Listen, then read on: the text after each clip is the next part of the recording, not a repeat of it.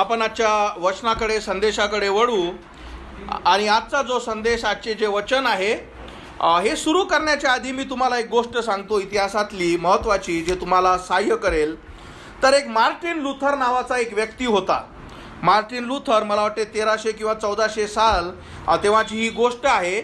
आणि हा चांगला उच्च शैक्षणिक व्यक्ती होता आणि त्याची इच्छा होती त्या काळात की मी लॉयर किंवा वकील व्हावं.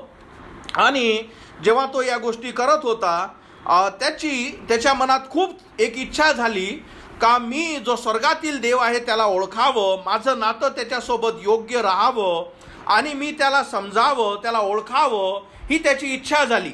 आणि या सत्याच्या शोधात जेव्हा तो होता त्याला एक धर्म सापडला आणि तेव्हा त्या धर्माचं नाव जे होतं त्याला कॅथलिक म्हणायचे. तर मार्टिन लुथर याला वाटलं की अरे हा जो धर्म जो आहे याला जर मी जॉईन केलं तर मला स्वर्गातील देव हा मला सापडेल. आणि म्हणून मार्टिन लुथरनं काय केला, कॅथलिक धर्म जो आहे हा जॉईन केला. आणि त्या कॅथलिक धर्मामध्ये तो त्यांचा जोई फादर किंवा जे म्हणतात ते, त्याला ते पदवी मिळाली, चांगल्या पदावर तो होता. आणि कॅथलिक धर्माद्वारे ज्या ज्या गोष्टी त्यांना सांगितल्या तो त्या सगळ्या गोष्टी करायच्या. पण तरी त्याला त्याच्या मनात जो त्याची इच्छा होती की मला देव पाहिजे, मला शांती पाहिजे, स्वर्गातील देवाला मला ओळखायचं आहे, ही जी त्याची इच्छा तहान होती ते कधी भागली नाही. आणि म्हणून हे का नाही भागली हे समजण्यासाठी आपल्याला कॅथलिक धर्म काय आहे हे समजावं लागेल.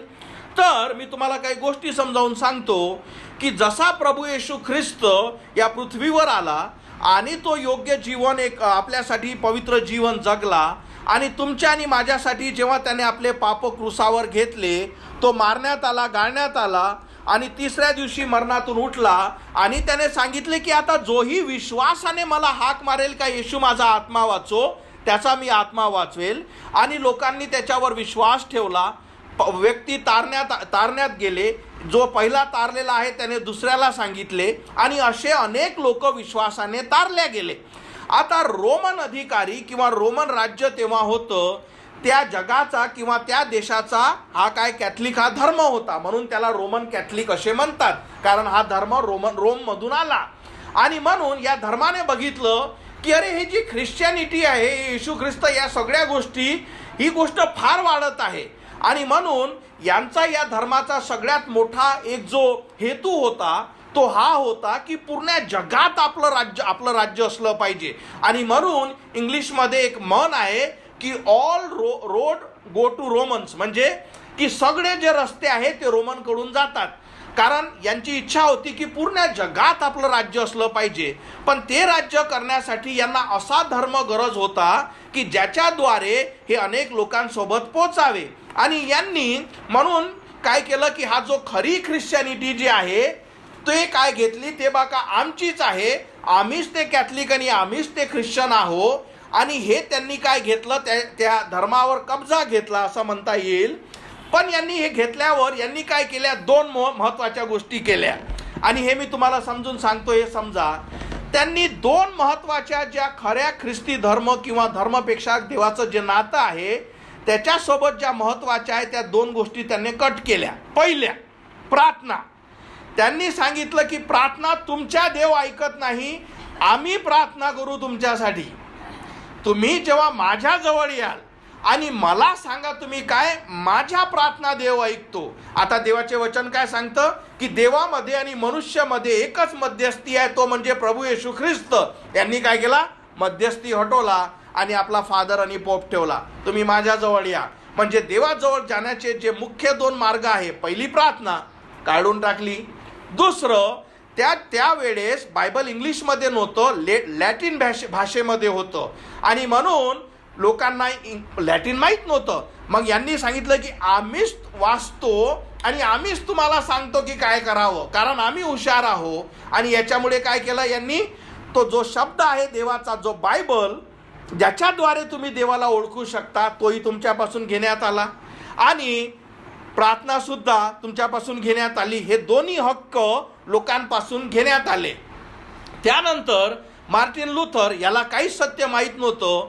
कॅथलिक धर्म जो त्यांना शिकवतो की बाबा तुम्ही लहान असतानाच तुमचा बॅप्टिझम झाला पाहिजे, आणि याच्या काही रूढी तुम्हाला सांगतो का जे जे कम्युनियन किंवा जे आपण प्रभुभोजन घेतो तिथे असं शिकवलं जातं का अक्षरशः जे प्रभुभोजन असतं ते येशू ख्रिस्ताचं शरीर आहे. म्हणजे जेव्हा तुम्ही खाता अक्षरशः तुम्ही येशू ख्रिस्ताला खाता.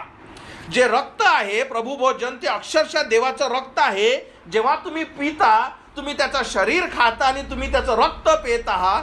अशा सगळ्या ज्या देवाच्या विरोधात ज्या गोष्टी आहे प्रभू येशू ख्रिस्ताने जेव्हा सांगितलं का हे माझं शरीर आहे, हे माझं रक्त आहे, हे मी तुमच्यासाठी देत आहे, हे माझ्या प्रित्यर्थ माझ्या आठवणीसाठी करा.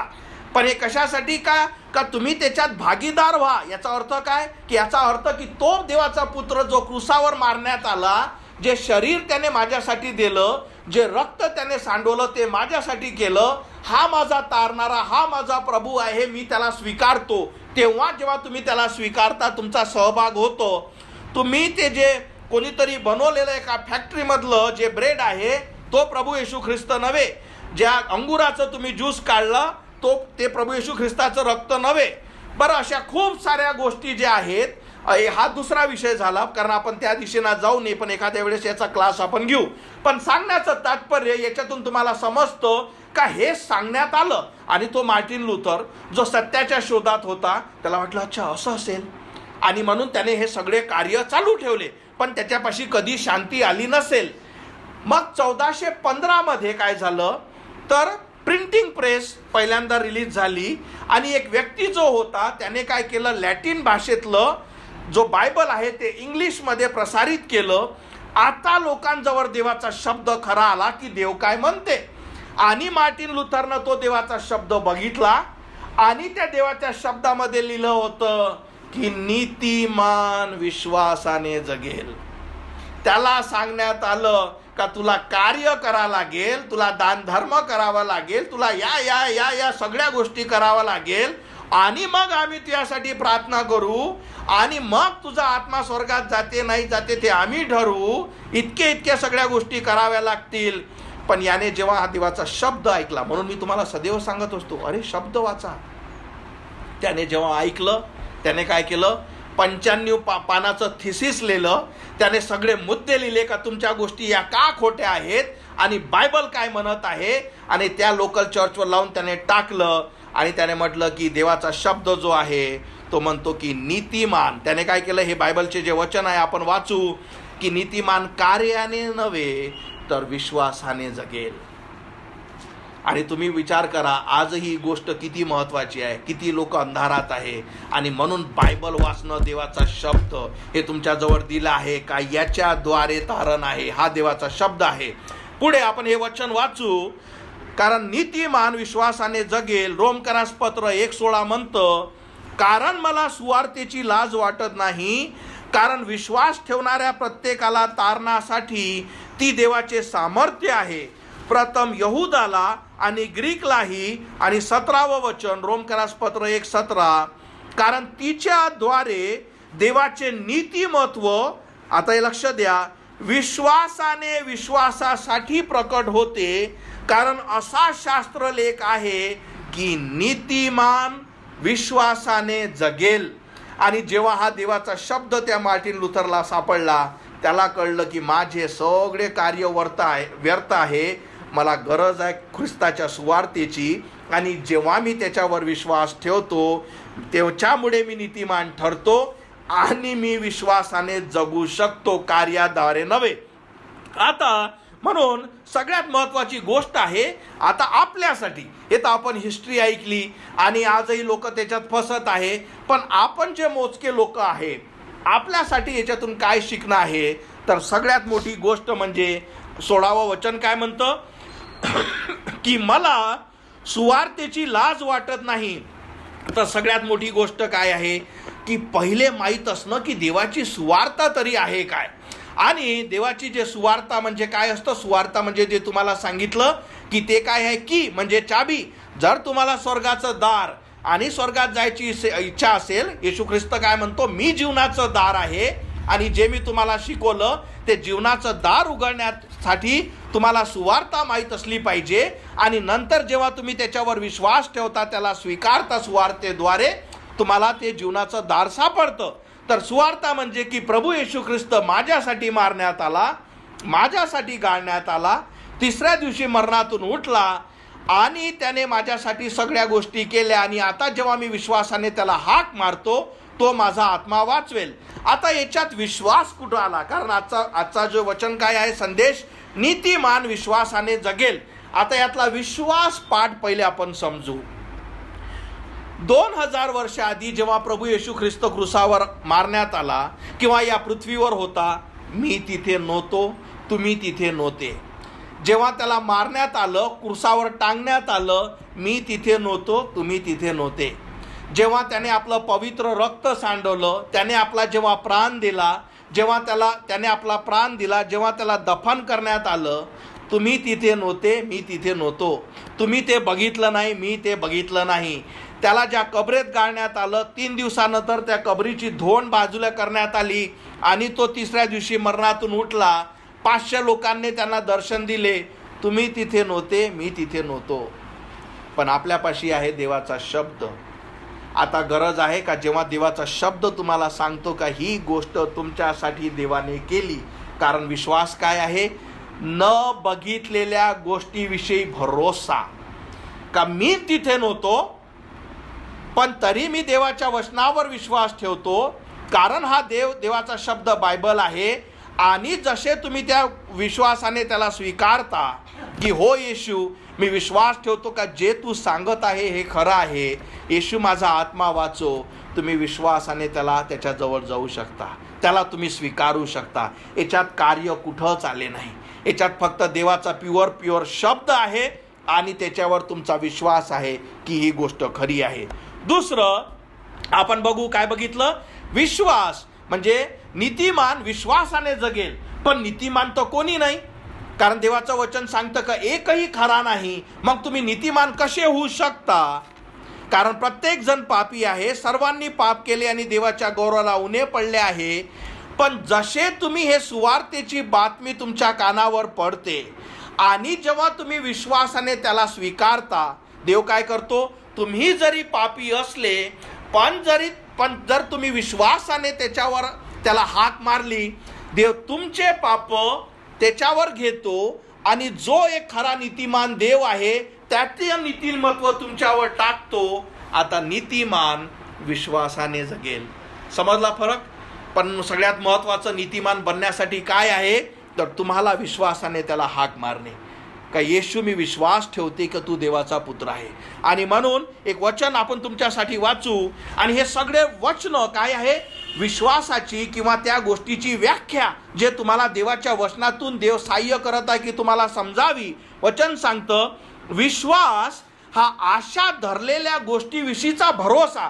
का मला आशा आहे का ख्रिस्त मला वाचवेल, मला आशा आहे का देवा येशू ख्रिस्त हा देवाचा पुत्र आहे, आणि न दिसणाऱ्या गोष्टीबद्दलची खात्री अशी आहे.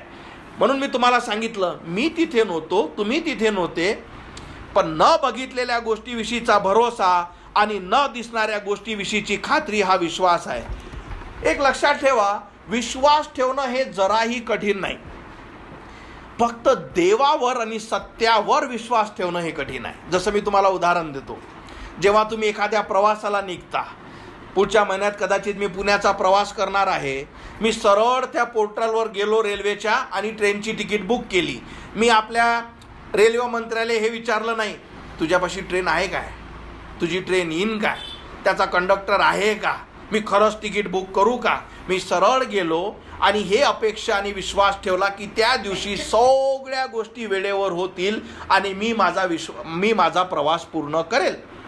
जेव्हा तुम्ही विमानात बसता, विचार करा, मी तुम्हाला उदाहरण देतो. तुम्हाला माहीत आहे का, या जगातला सगळ्यात मोठा प्रवास जरी आपण करत नसलो, तो जहाजाचा नाही, तो रेल्वेचा नाही, तो ना कुठल्या गाडीचा, तो सगळ्यात मोठा प्रवास आहे विमानाचा, जो आकाशातून जाता. जर खरंच तुम्हाला जर मॅप दाखवण्यात आलं तर या जगात कंटिन्युअस एवढे विमानं चालू आहेत. आता विमानात जेव्हा मनुष्य बसतो, तुम्हाला ना माहीत आहे का तो जो पायलट तो कोण आहे, त्या पायलटचा एक्सपिरियन्स किती आहे. विचार करा किती भयानक आहे, किती हाईटवर असतो, ते पळू शकतं आणि पेल्यावर तुम्हाला माहीत आहे काहीच चान्सेस नाही वाचण्याचे, पण तरी तुम्ही विश्वासाने त्याच्यात बसता. या खात्रीने का मी तिथे पोचेल. म्हणून मी तुम्हाला काय सांगितलं, असं बिलकुल नाही का माझ्याजवळ विश्वास नाही. विश्वासानेच आपलं जीवन चालू आहे. फक्त देवाच्या वचनावर विश्वास ठेवण्यासाठी आपण काय करतो, आपण मागे पडतो. आणि म्हणून हे सगळ्यात महत्त्वाचं आहे का विश्वास हा देवाच्या वचनावर असणे. पण पुन्हा एकदा तोच प्रश्न येते का हा विश्वास मी घ्यावा कसा, हा विश्वास मला समजावा कसा. मी तुम्हाला मदत करण्यासाठी प्रयत्न करत आहो. म्हणून समजून घ्या का हा जो विश्वास जे मला अनंताचं जीवन देऊ शकतं, हा विश्वास मला कसा भेटावा. पहिली गोष्ट, देवाची इच्छा. एक लक्षात ठेवा मी काय म्हणत आहे. देवाची इच्छा हे बिलकुल नाही का तुमचा विश्वास अंध असावा. जो अंधविश्वास आपण म्हणतो हा देवापासून नाही. देवाची इच्छा बिलकुल नाही का तुमचा विश्वास अंध असावा.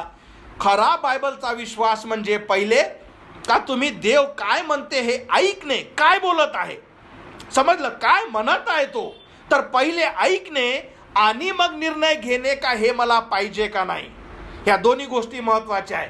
कारण तुम्हाला पटते का नाही ही तुमची गरज आहे का नाही. मला नाही पटत, मी ऐकलं पण मला नाही आवडत, हा निर्णय तुमचा आहे. म्हणून अंधविश्वास नाही म्हणत देव. देव म्हणतो पहिले तू वचन ऐक, मी तुला काय सांगत आहे, आणि मग तू आपला निर्णय, आपली डिसिजन घे का तुला हे पाहिजे का नाही. जसे तुम्हाला मी काही उदाहरण देतो. आता आपल्याला सायन्स शिकवतो का हे पृथ्वी हजारो करोडो वर्षापासून अशी ठेवण्यात आली आणि मग हळूहळू हे पृथ्वी बनवली. सायन्स तुम्हाला शिकवतो की माकडापासून हळूहळू मनुष्य बनत गेला. त्याची मोठी शेपूट जी आहे ते हळूहळू बारीक झाली आणि मग ती नाहीशी झाली. आणि या सगळ्या गोष्टी तुम्हाला सायन्स शिकवतो. जो अविश्वासू आहे तो शिकवतो का देव आहेच नाही.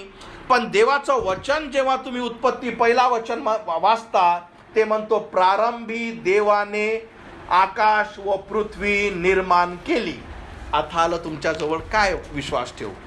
का सायन्स जे म्हणतं की मी माकडापासून आलो हा विश्वास ठेवू, का देव जो म्हणतो का मनुष्याला देवाच्या प्रतिरूपीचा देवाने बनवला, हा निर्णय तुमचा. म्हणून जेव्हा तुम्ही देवाचा शब्द ऐकल्यानंतर जी गोष्टी, जी कंडिशन किंवा जो निर्णय घेता ते ठरवतं का तुम्ही खरंच देवावर विश्वास ठेवता का नाही. आणि याच्यामुळे आज तुम्हाला मी काही उदाहरणं बायबलमधून देत आहो की तुम्हाला समजावं की खरा विश्वास असतो कसा, मी तो ठेवावा कसावा आणि माझ्या विश्वासाने मी देवाजवळ कसं जाऊ, याचे मी तुम्हाला काही उदाहरण देतो. बायबलमध्ये हाबेल नावाचा एक व्यक्ती, हा आदाम आणि हवा जे पहिले पुरुष आणि स्त्री होते, त्यांचा मुलगा, 2 मुलं होते, काईन आणि हाबेल होता. तर हे वचन मी तुमच्या समोर वाचतो. इब्री लोकासपत्र 11:4 म्हणतं, विश्वासाने हाबेलाने काईनापेक्षा अधिक चांगले बलिदान देवाला अर्पण केले. त्याच्याद्वारे तो नीतिमान आहे अशी त्याच्याविषयी साक्ष देण्यात आली, कारण देवाने त्याच्या अर्पणाविषयी साक्ष दिली आणि त्याच्याद्वारे मरण पावला असतानाही अजूनही बोलतो. याचा अर्थ काय. जेव्हा आदाम आणि हवेने पाप केलं आणि जेव्हा त्याला काईन आणि आबेल मुलं झाले, आदामाने त्यांना सरळ सांगितलं असेल का आपल्या पापाचं प्रायश्चित्त जे आहे ते बलिदानाने होऊ शकतं. आता आबेल जो त्याचा पुत्र होता त्याने ते ऐकलं. त्याने हे म्हटलं नाही की बाबा असं कसं असू शकते, म्हणजे मी पाप करू आणि एक बलिदान द्यावं लागेल कोकऱ्याचं, नाही, त्याच्यापेक्षा मी काहीतरी दुसरं करतो. नाही, त्याने काय केलं, त्याच्या वडिलांनी जे सांगितलं, जे देवापासूनचं जे वचन आलं. लक्षात ठेवा मी काय म्हणत आहे. जे देवाने सांगितलं की पापासाठी बलिदान द्यावा लागतो, मी कोकरा घेऊन येतो आणि तीच गोष्ट करतो. मी किंतु परंतु माझी समज लावत नाही. त्याने कुठलीच कॅल्क्युलेशन लावली नाही, स्वतःचं डोकं काहीच वापरलं नाही. त्याने जसा देवाने सांगितला का ही गोष्ट तुला करायची आहे ती गोष्ट केली. हे तुमच्यासाठी साक्ष. दुसरं उदाहरण, मी तुम्हाला हे सगळे उदाहरणं यांच्या जीवनातून यासाठी सांगत आहो की तुम्हाला समजावं की विश्वास असतो तरी काय आणि तो ठेवावा तरी कसा. दुसरं उदाहरण, नोआचं उदाहरण.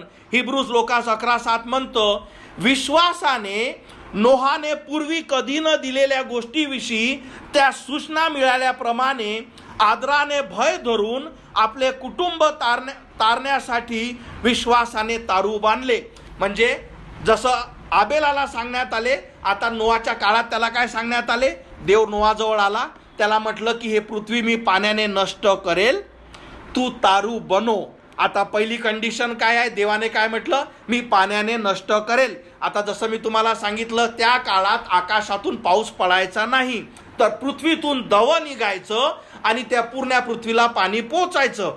आता देव आला आणि नोआला म्हणतो का मी आकाशातून पाणी पाडेल. नोआपाशी नाही, आकाशातून पाणी असं होत नसते. त्याने काय केला, विश्वास ठेवला. काय तर देवाने काय म्हटलं, तुमच्या कॅल्क्युलेशन मध्ये किंवा त्या काळात हे अशक्य होतं की आकाशातून पाणी पडावं, पण त्याने विश्वास ठेवला की देवाने काय म्हटलं आणि त्याने काय केला, इतका मोठा तारू बांधला. म्हणजे काय, जो शब्द त्याने सांगितला त्याच्यावर विश्वास ठेवला, स्वतःचं डोकं वापरलं नाही आणि त्याने तारू बांधला आणि त्याच्यामुळे तो विश्वासू ठरला. पुढचं उदाहरण, अब्रामाचं उदाहरण. अब्राम हा श्रीमंत मनुष्य होता. त्याच्या वेळेवर त्याच्यापाशी सगळ्या गोष्टी होत्या. देवाने त्याच्या संग बोलला आणि देवाचा शब्द बोलला की अब्रामा, तुझं शहर, तुझं घरदार तू सोड आणि अशा जागी तू जा जे मी तुला सांगतो, आणि तिथे मी तुझ्यापासून राष्ट्र निर्माण करेल आणि तुझ्यापासून जे संतती येईल त्याच्यामुळे पूर्ण जग आशीर्वादित होईल. अब्रामाने जसं ते ऐकलं, त्याने विश्वास ठेवला, आपल्या सगळ्या गोष्टी त्याने काय केल्या, सोडल्या, संपत्ती, आणि तो त्या देवाच्या शब्दावर की त्याने ते म्हटलेलं आहे त्याच्या पुढे तो गेला. त्याने काय केलं, ती गोष्ट पूर्ण केली. आणखी एक उदाहरण, सारा जी अब्रामाची बायको होती. देवाचं वचन सांगतं अब्राम इब्री लोकास 11:11 मध्ये, विश्वासाने सारेलाही ती स्वतः वयातील झाली असता गर्भधारणेची क्षमता मिळाली, कारण ज्याने वचन दिले त्यास तिने विश्वसनीय मानले. 90 वर्षाची म्हातारी होती, तिला अब्रामापासून काहीच बाळ झालं नाही, पण देवाने तिला सांगितलं की सारा, पुढच्या वेळेत जेव्हा मी येईल तेव्हा तुला बाळ राहील. आता 90 वर्षाची स्त्री शारीरिकरित्या, मानसिकरित्या तिला समजतं की माझं वय जे आहे ते बाळ जन्म देण्याचं हे निघून गेलं, पण कोण सांगितलं की देईल, देवाचा शब्द.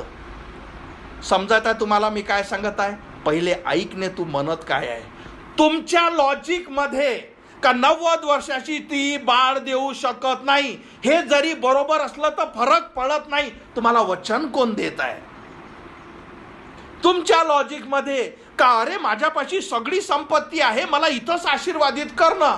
अब्रामापाशी ते संधी होती, तो म्हणतो मी सगळं सोडून निघतो, कारण वचन कोण देत आहे? तुमच्या लॉजिक मध्ये, आपल्या विचारामध्ये आकाशातून पृथ्वीतून पाणी पडेल आणि पूर्ण पृथ्वी नष्ट होऊन जाईल. नाही, फरक पडतो वचन कोण देत आहे. आणि या लोकांनी जेव्हा ते ऐकलं, म्हणून सगळ्यात पहिली कंडिशन काय आहे, देव जे बोलला हे जोपर्यंत तुम्ही ऐकणार ना, आणि जे तो बोलत आहे फरक पडत नाही का तुमचे डोकं काय सांगतं, तुमचा लॉजिक काय आहे, तुमचे विचार काय सांगतं, तुमचे मित्र तुम्हाला काय सांगतात, तुम्हाला काय चांगलं वाटतं, मला माझी तर तरी थोडीशी मी ऐकून घ्या, काहीच फरक पडत नाही. कारण जेव्हा तुम्ही ह्या गोष्टी आणता तो देवावरचा अविश्वास झाला. तुम्ही देवासंग बहस करू शकत ना. त्याने जो बोलला तो देवाचा शब्द आहे, त्यात कुठले किंतु परंतु नाही. म्हणून सगळ्यात पहिली गोष्ट आहे की देवाचे वचन ऐकणे, पहिली गोष्ट. दुसरी गोष्ट म्हणजे काय, ॲक्शन. ॲक्शन म्हणजे काय, कृती.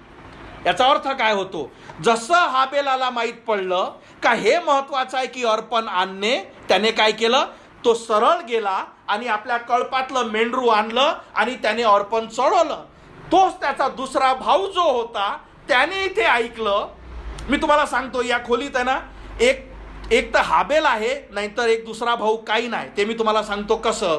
तर दुसरा भाऊ जो काईन आहे, साहजिकाचा आहे का त्याच्या वडिलांनी त्यालाही सांगितलं असेल, नाही बलिदान वगैरे असं नाही, मी एक काम करतो, मी चांगली शेती करत आहे आणि त्याला चांगले फळं निघाले, त्याच्यातलं जे फळ आहे ते मी देवाला देतो.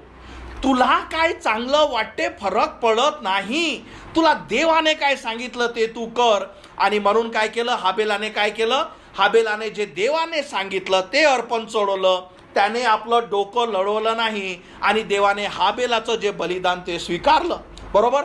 म्हणजे जे सांगण्यात आलं त्याची तुम्ही काय केली? त्याच्यावर कृती घेतली. दुसरं जे सगळ्यात मोठं उदाहरण जे आपण बघितलं ते नोआचं. विचार करा याच्यात किती मोठी कृती आहे. का इतका मोठा तारू बाणने हा किती मोठा विश्वास झाला आणि हा विश्वास ठेवताना त्याला किती त्रास झाला असेल. का हे खरंच आहे का? हे मी काही कदाचित मूर्खपणा तर करत नाही. म्हणून ह्या लोकांनी काय केलं? ऐकलं आणि त्याच्यावर काय केली? कृती घेतली. तुम्हाला नीतिमानाने, जसं वचन जे आहे, नीतिमान विश्वासाने जगेल, याचा अर्थ काय? की पहिले तुम्हाला ऐकावा लागेल देव काय बोलत आहे आणि अक्षरशः जे ते बोलत आहे त्याच्या अनुसरून तुम्हाला कृती करावं लागेल. जेव्हा अब्राहम होता त्याला जसं देवाने सांगितलं, कसं माहीत का तो विश्वासू आहे? त्याने काय केली? कृती केली. जे सारा जे होती, कसा तिनं देवाच्या वचनावर विश्वास ठेवला? कारण ती आनंदित झाली. जर ती आनंदित नसती, तिचा विश्वास नसता, ती काय केली असती? नाही, त्याने सांगितलं तसंही असं होत नाही.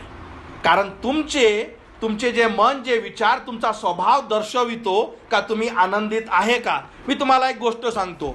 विश्वासणारा आणि अविश्वासणारा या दोघातला तुम्ही फरक समजा.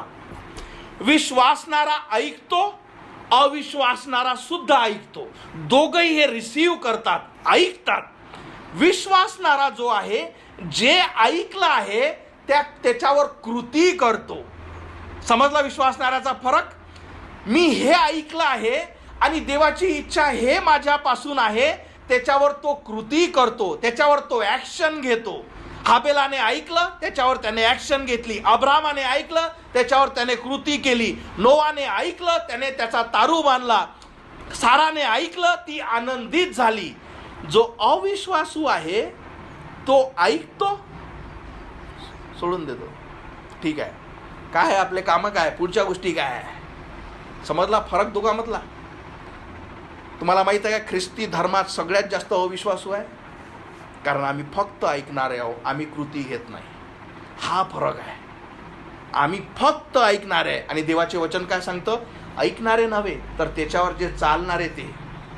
आणि हा सगळ्यात मोठा फरक आहे ऐकणाऱ्यामध्ये आणि विश्वासणाऱ्यामध्ये आणि अविश्वासणार. आम्ही ऐकतो, आम्हाला कोण नाही, आम्ही सगळं ऐकतो, आम्हाला समजतं, आम्ही डिसिजन घेत नाही. आमच्या कृतीद्वारे ते दिसत नाही आणि तिथे तुम्ही फसता. आणि म्हणून सगळ्यात मोठी गोष्ट काय आहे की आपल्याला समजणे. पहिली गोष्ट काय? म्हणून 2 कंडिशन. जर तुम्हाला नीतिमान बनायचं असेल तर तुमच्या स्वतःच्या कार्याद्वारे तुम्ही नीतिमान बनू शकत नाही. मग कसे होऊ शकता? तर पहिले देव काय सांगत आहे, देव तुम्हाला काय बोलत आहे. माझ्याकडे खूप सारे लोक येतात, अरे पास्टर मला सांगा, आम्हाला सत्य ऐकायचं आहे. आणि ऐकायची तयारीच नाही, फक्त इच्छा आहे. अरे पहिले ऐका तो काय म्हणत आहे, मग तुम्ही निर्णय घ्या की तुम्हाला ते पाहिजे का नाही. तुम्ही निर्णय घ्या की तुम्हाला सार्वकालिक जीवन पाहिजे का नाही. आणि मग जेव्हा तुम्ही निर्णय घेता, त्याच्यामुळे काय होतं? पहिले तुम्ही ऐकलं, तुम्हाला पटते न पटतं हे तुमचं कारण आहे. आणि जेव्हा तुम्ही ऐकून जेव्हा त्याच्यावर निर्णय घेता, तेव्हा तुम्ही त्याच्यावर विश्वास ठेवला. हे सगळे लोक जे आपण बघितले, आबेल, अब्राहम, सारा, नोआ, हे सगळे लोक तुमच्या आणि माझ्यासारखेच पापी होते. पण यांनी देवाने जे सांगितलं त्याच्यावर विश्वास ठेवला. पहिले त्यांनी ऐकलं, त्याच्यानंतर त्यांनी कृती केली आणि त्याच्याद्वारे ते नीतिमान मोजण्यात आले. नीतिमान विश्वासाने जगेल, तुमच्या कार्याद्वारे नव्हे. एकही खरा नाही, एकही नीतिमान नाही. पण जो व्यक्ती देवाच्या वचनाला ऐकतो आणि जो व्यक्ती तो ऐकल्यानंतर त्याच्यावर कृती करतो, त्याच्याद्वारे तो दाखवतो का मी विश्वास ठेवला आहे, का हे सत्य आहे. आणि तो देवाच्या नजरात नीतिमान ठरला जातो. नीतिमान विश्वासाने जगेल. आता आपण आपल्यावर येऊ. आतापर्यंत या विशिष्ट वेळेमध्ये आबेल, अब्राहम, नोवा, सारा याचे उदाहरणं आपण बघितले. आता आपण आपल्या वेळेवर येऊ का आमच्यासाठी देवाचा शब्द काय आहे. तुमच्या आणि माझ्यासाठी देवाचा शब्द आहे का पापाची शिक्षा मरण आहे, एकदाच मरण आहे, नंतर न्याय आहे. हा देवाचा शब्द आहे, देवाचे वचन आहे का देवाचा पुत्र तुमच्या आणि माझ्यासाठी मारण्यात आला, गाळण्यात आला, तिसऱ्या दिवशी मरणातून उठला. हा देवाचे वचन आहे, हे देवाने तुमच्यासाठी दिलेलं आहे. वचन सांगतं का एकदाच मरण आहे, नंतर न्याय आहे. हा देवाचा शब्द आहे. देवाचे वचन सांगतं का दुसरे मरण आहे, अनंतकाळची अग्नी आहे. हा देवाचे वचन आहे. पण देवाचं वचन सांगतं का याच्यातून तू वाचू शकतं. तुमच्यासाठी नवीन करार देवाने लिहिलेला आहे, जो करार त्याने आपलं शरीर, आपलं रक्त देऊन केलेला आहे. आणि तो म्हणतो की मी तुमच्या पापाची शिक्षा क्रूसावर घेतलेली आहे, तुमच्यासाठी माझं पवित्र रक्त मी सांडवलं आहे का तुमच्या पापाची क्षमा झाली पाहिजे. हा देवाचं वचन पहिले तुम्ही ऐकणे. दुसरं तो म्हणतो की जोही आता विश्वास धरेल का येशू ख्रिस्त हा देव आहे आणि तो माझ्या पापासाठी मारण्यात आला, गाळण्यात आला आणि तिसऱ्या दिवशी मरणातून उठला, आणि त्याचे वचन सांगतं का जोही विश्वासाने हाक मारेल, हे तुमची कृती आहे. पण जर तुम्ही ऐकलंच नाही, तुम्ही हाक कशासाठी मारत आहात. जेव्हा तुम्ही तुमच्या आत्म्याविषयी तुम्हाला समजतं, जेव्हा तुम्ही विश्वास ठेवता, तुम्ही नरक बघितला नाही, तुम्ही मेल्यानंतर काय होणार हे बघितलं नाही, पण देवाचा शब्द अक्षरशः तुमच्या जीवनाविषयी क्लिअर आहे. तो तुम्हाला सांगत आहे की हे तारणाशिवाय जर तू मेला, हे तुझ्यासोबत होणार आहे. तुझ्या पापाची जर क्षमा तू स्वीकारली नाही, हे तुझ्यासोबत होणार आहे. आणि याच्यावर जेव्हा तुम्ही ऐकता आणि आता कृती घेता की येशू मला वाचव, ही तुमची ॲक्शन झाली. तुम्ही सत्य ऐकलं, याच्यानंतर आता तुमचं ॲक्शन आहे, तुमचा निर्णय आहे का येशू मला तुझी गरज आहे, माझा आत्मा वाचव, माझ्या पापाची क्षमा कर. आता काय केली तुम्ही जेव्हा कृती करता. मी ऐकलं, कारण त्या लोकांसाठी तो संदेश होता. या काळासाठी नवीन करार तुमच्यासाठी देण्यात आला. हा संदेश तुमच्यासाठी आहे, तुमच्या तारणासाठी. आणि जेव्हा तुम्ही आपल्या पापापासून पलटता आणि तुम्ही विश्वास धरता की अरे ह्या सगळ्या गोष्टी खतम होतील, मला माझ्या पापाची क्षमा होण्याची गरज आहे, मला तारणाची गरज आहे, आज माझ्यासमोर संधी आहे, मी देवाचे वचन ऐकले आहे. आणि जेव्हा तुम्ही कृती करता, कृती म्हणजे काय की हो येशू माझा आत्मा वाचव, माझ्या पापाची क्षमा कर. ज्या वेळेस तुम्ही त्याला हाक मारता, काय करतो, तुमचे सगळे पाप तो स्वतःवर घेतो, त्याचा नीतिमत्व तुमच्यावर टाकतो. नीतिमान विश्वासाने जगेल. आता तुम्ही जे लाईफ, जे नीतिमत्व तुम्हाला भेटतं, ते तुमचं स्वतःचं नव्हे, तर जे देवाने केलं त्याच्यावरच्या विश्वासाद्वारे ते नीतिमत्व तुम्ही स्वीकारलं. म्हणून नीतिमान जर तुम्हाला बनायचं असेल किंवा नीतिमान विश्वासाने कसा जगेल, हे पूर्ण बायबलची थीम आहे, हा देवाचा शब्द आहे. आणि हे जर तुम्हाला समजायचं असेल तर ही ॲक्शन तुम्हाला घेणं आहे. नाही तर मी तुमच्यासाठी एक वचन तुमच्यासाठी मी सांगतो. लक्षात ठेवा, देवाच्या नजरेत दोन प्रकारचे लोक आहेत. जसं मी तुम्हाला सांगितलं, विश्वासणारा, अविश्वासणारा. विश्वासणारा नीतिमाने जगेल. पण एक दुसरं वचन 1 कोरिन्थियन 1:18 मध्ये, कारण ज्यांचा नाश होत आहे अशांसाठी वधस्तंभाविषयीचा संदेश जो मी तुम्हाला दिला, हा मूर्खपणाचा आहे. मूर्खपणाचा कोणाचा? जो निर्णय घेत नाही. तो ऐकतो, मी ऐकलं, हे सगळं ऐकून आहे, मी लहानपासूनच ऐकून आहे, पण तो कधीच निर्णय घेत नाही. त्याच्यासाठी का? कारण ते मूर्खपणा आहे त्याच्यासाठी. परंतु ज्याचे तारण होत आहे अशांसाठी ते देवाचे सामर्थ्य आहे. म्हणजे हा मूर्ख व्यक्ती कोण? कोण पाहिलं नरक? कोण म्हणते मी पापी आहे? कोण म्हणते की नरक आहे? कोण म्हणते तिथं अग्नी आहे? कोण जाऊन आला आहे तिथं? कोण म्हणते की असे कसं होऊ शकते की माझे पाप त्याच्यावर ट्रान्सफर होतात आणि तो त्याचं नीतिमत्व मला देतं, असं कोण म्हणते? तर हा काय करत आहे? जे येशू ख्रिस्ताने, देवाच्या पुत्राने क्रूसावर केलं, या सगळ्या गोष्टी काय करत आहे? मूर्खपणात काढत आहे. हा काय आहे? तो अविश्वासू. कारण तो ऐकतो. पण आता तुम्ही समजाल, मी तुम्हाला एक उदाहरण देतो. तुम्ही म्हणाल आम्ही कधीच असं म्हणत नाही का, नाही बा असं देवाने केलं नाही. कोणी सांगितलं? आम्ही कधी म्हटलं? कधी ऐकलं तू? मी काय सांगितलं तुम्हाला? तुमच्या कृतीद्वारे कळते का तुम्ही विश्वासू आहात का अविश्वासू. तुम्ही ऐकलं. या लोकांनी, आबेलने जेव्हा ऐकलं त्याने काय केला, कृती केली, त्यानं बळी आणला. नोहाने जेव्हा ऐकलं देवाचा संदेश त्याने तारू बांधला. अब्रामाने जेव्हा ऐकला देवाचा संदेश त्याने आपली सिटी सोडली आणि अशा राज्यात गेला जे देवाने त्याला सांगितलं. साराने जेव्हा ऐकलं ते देवामध्ये आनंदित झाली का देव मला बाळ देणार आहे. त्या प्रत्येकाच्या ॲक्शन होत्या. म्हणजे तुमच्या ॲक्शनमध्ये किंवा कृतीमुळे तुम्हाला हे समजतं देवाला की आपण अविश्वासू आहे का विश्वासू आहे. एक तर तुम्ही नीतिमान देवाच्यावर विश्वासाने तुम्ही जगू शकता, नाहीतर देवाचं वचन म्हणतं की वधस्तंभावरची शिकवण जे दर रविवारी या चर्चद्वारे मी तुम्हाला शिकवतो आणि तुम्ही त्याच्यावर कधीच निर्णय घेतला नाही, देव म्हणतो ते मूर्खपणेच आहे त्यांच्यासाठी. तुम्ही काय आहात. सगळ्यात महत्त्वाचं हे आहे की आपण फक्त ऐकणारे आहे.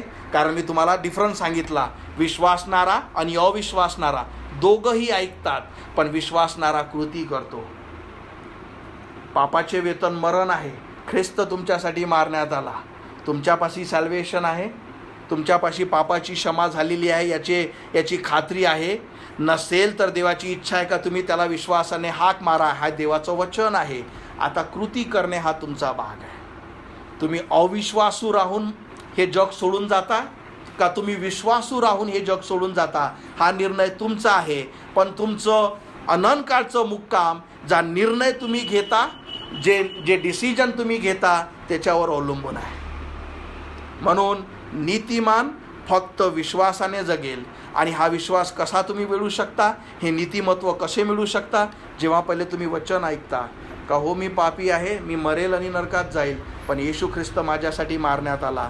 आणि जसे तुम्ही त्याला हाक मारता येशू माझा आत्मा वाचो, त्या समय तुमच्या विश्वासाला तो काय करतो, तो स्वीकारतो. तुमचे जे आपले जे पाप आहे स्वतःवर टाकतो आणि देवाचं नीतिमत्व तुम्हाला देतो. नीतिमान विश्वासाने जगेल, कार्याने नव्हे, हा देवाचा शब्द आहे. आपण प्रार्थना करू. आपल्या माना खाली घालू, डोळे बंद करू.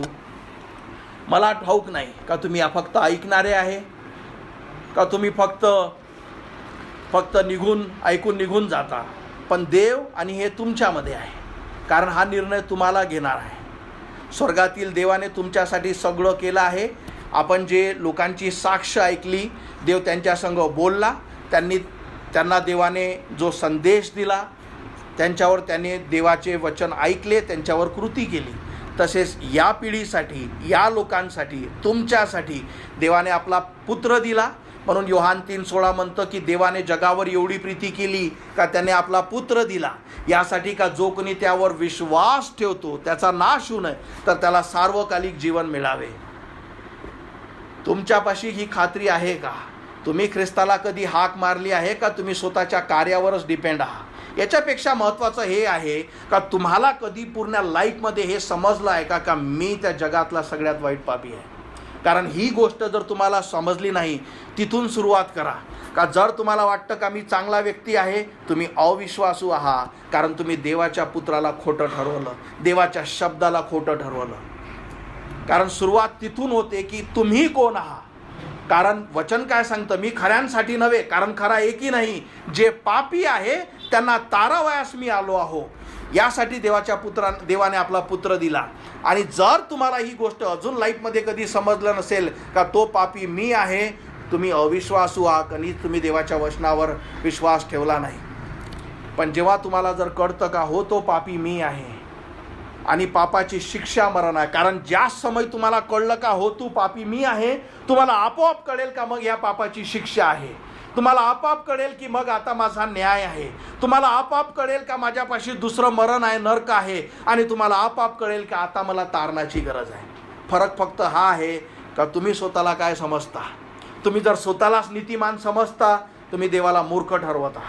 पण जेव्हा तुम्हाला समजता का हो मी तो पापी आहे आणि मला वाचण्याची तारणाची गरज आहे, आणि जशी तुम्हाला ते कन्व्हिक्शन ते पटेल का हो ती पापी व्यक्ती मी आहे, ज्याच्यासाठी देवाने आपला पुत्र दिला, तो क्रुसावर मारण्यात आला, गाळण्यात आला, त्याने माझे पाप क्रुसावर घेतले आणि तो मरणातून उठून स्वर्गात बसला आहे.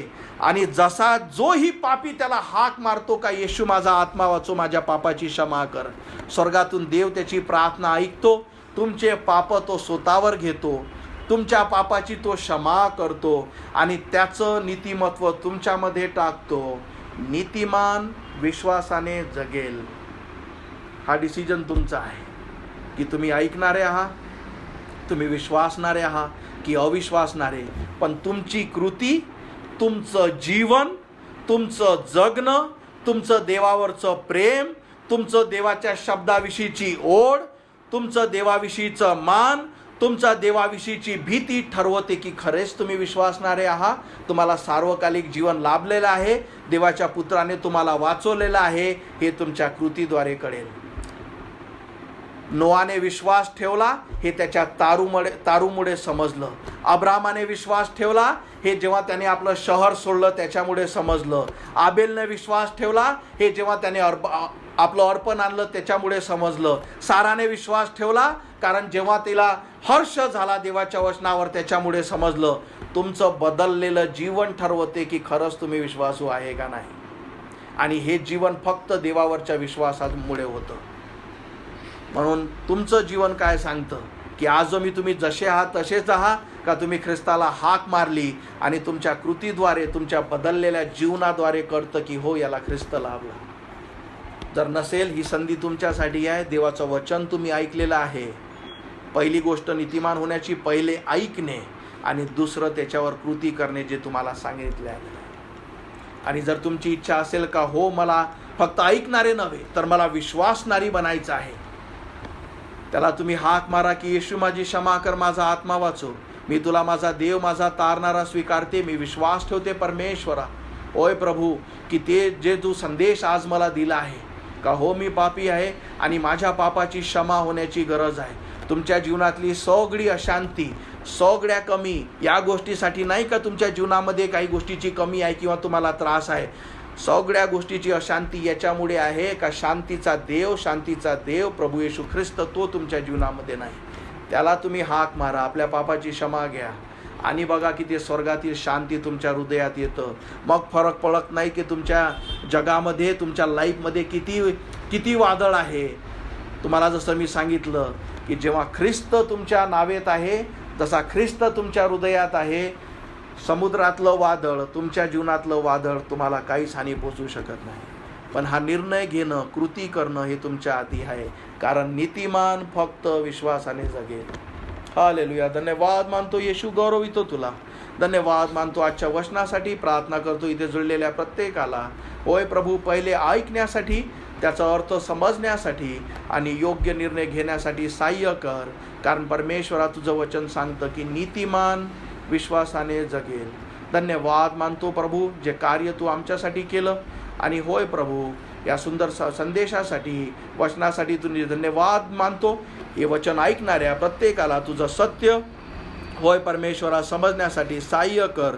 तुझ्या कृपेसाठी, पवित्र आत्म्याच्या कार्यासाठी प्रार्थना करतो. ही प्रार्थना प्रभू येशूच्या नावाने मागतो म्हणून तू ऐक. आमेन. Praise the Lord.